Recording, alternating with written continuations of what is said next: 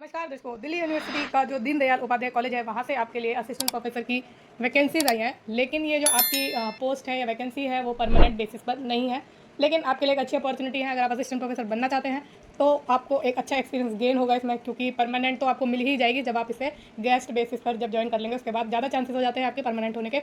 और अगर आप कहीं और भी अप्लाई करते हैं विद दिस एक्सपीरियंस तो आपके जो चांसेस हैं वो आप समझ सकते हैं हाई ही रहेंगे अदर कैंडिडेट्स के मुकाबले जो असिस्टेंट प्रोफेसर का जिन्होंने असिस्टेंट प्रोफेसर का जो एक्सपीरियंस है वो नहीं लिया है। ठीक है, तो आप समझ गए, अच्छी अपॉर्चुनिटी आपके पास आई है असिस्टेंट प्रोफेसर बनने की, भले ही गेस्ट बेसिस पर है बट आपके लिए एक अच्छी अपॉर्चुनिटी है। मत गवाइएगा अगर आप इसमें एलिजिबल हैं अप्लाई करने के लिए।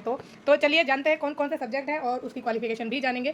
क्वालिफिकेशन आपको दूसरे डॉक्यूमेंट मिलेगी और ये जो आपका वैकेंसी से रिलेटेड इसमें इन्फॉर्मेशन है वो दूसरा डॉक्यूमेंट है। तो चलिए सबसे पहले जो आपका सब्जेक्ट है वो बॉटनी का है, जिसमें टोटल 4 सब्जेक्ट हैं। 3 अनरिजर्व के लिए है, 1 एसटी के लिए है। केमिस्ट्री में टोटल 2 वैकेंसी है, 1 अनरिजर्व के लिए, 1 ईडब्ल्यूएस के लिए। कॉमर्स में 12 वैकेंसी है, अच्छी वैकेंसी है। 12 वैकेंसी में से 7 अनरिजर्व के लिए, 1 एससी के लिए, 3 ओबीसी के लिए और 1 पीडब्ल्यूडी कैंडिडेट के लिए। फिर नेक्स्ट है कंप्यूटर साइंस का सब्जेक्ट, जिसमें 6 टोटल वैकेंसी है, उसमें से 4 अनरिजर्व के लिए, 1 ओबीसी के लिए और 1 ईडब्ल्यूएस के लिए है। इकोनॉमिक्स के सब्जेक्ट में 3 वैकेंसी, 2 अनरिजर्व के लिए और 1 पीडब्ल्यूडी के लिए।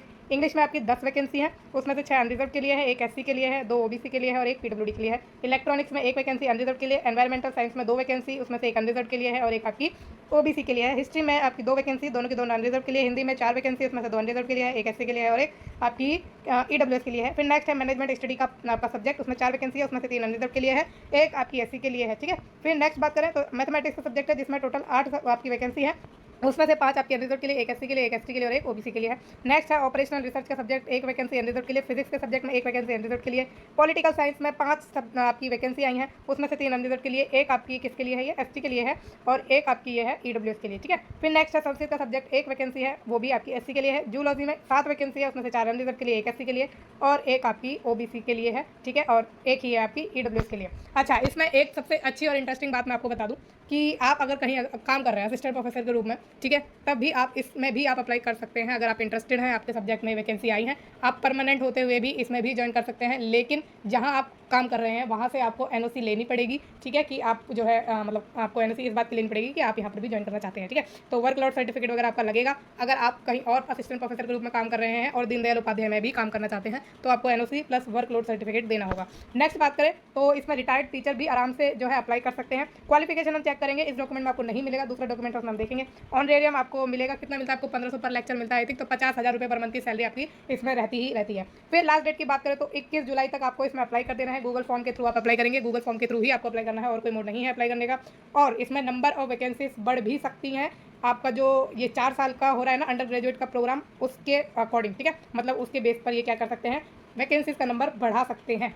अब इसकी बात हो गई हमारी। फिर schedule of interview will be subsequently displayed on college website only. तो कॉलेज की वेबसाइट पर ही आपको क्या मिलेगा, इंटरव्यू का स्केड्यूल मिलेगा। अब सीधा चलते हैं आपके हम एजुकेशनल क्वालिफिकेशन पर। तो चलते हैं अब उस डॉक्यूमेंट पर।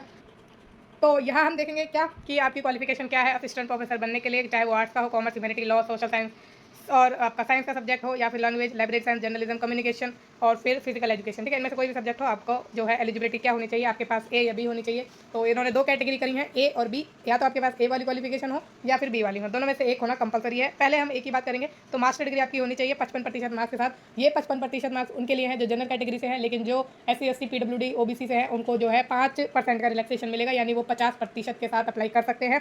और आपके कंसर्न सब्जेक्ट में आपकी MA होनी चाहिए, प्लस आपका नेट भी आपके कंसर्न सब्जेक्ट में, अलाइड सब्जेक्ट में, रेलेवेंट सब्जेक्ट में ही होना चाहिए। ठीक है, अदर सब्जेक्ट में नहीं चलेगा। तो ये आपकी ए क्वालिफिकेशन है, बेसिक सी आपके पास मास्टर की डिग्री होनी चाहिए और उसके साथ नेट क्वालिफिकेशन आपके पास होनी चाहिए। ठीक है, अब आते हैं बी पर। तो बी में आपसे मांगा है PhD डिग्री, वो आपने किसी फॉरेन यूनिवर्सिटी या इंस्टीट्यूट से प्राप्त की हो और जो आपकी यूनिवर्सिटी या इंस्टीट्यूशन है वो रैंक करती हो टॉप 500 वर्ल्ड यूनिवर्सिटी रैंकिंग में, किसी भी टाइम की रैंकिंग चल जाएगी। और ये जो रैंकिंग है वो जारी की गई हो क्यूक्वेरियल असाइनमेंट द्वारा या फिर द टाइम्स हायर एजुकेशन द्वारा या फिर the academic ranking of world university of the Shanghai Jiaotong university द्वारा। ठीक है, इन तीनों इंस्टीट्यूशन में से किसी एक के द्वारा आपकी जो यूनिवर्सिटी या इंस्टीट्यूशन है उसकी रैंकिंग जारी की गई होनी चाहिए और वो भी टॉप 500 में आनी चाहिए। फिर ये आपकी हो गई है क्वालिफिकेशन की बात। बाकी मैंने आपको बता ही दिया कि 5% का रिलैक्सेशन आपको मिल जाएगा और वो किस केस में मिलेगा मैंने आपको बता दिया है ना।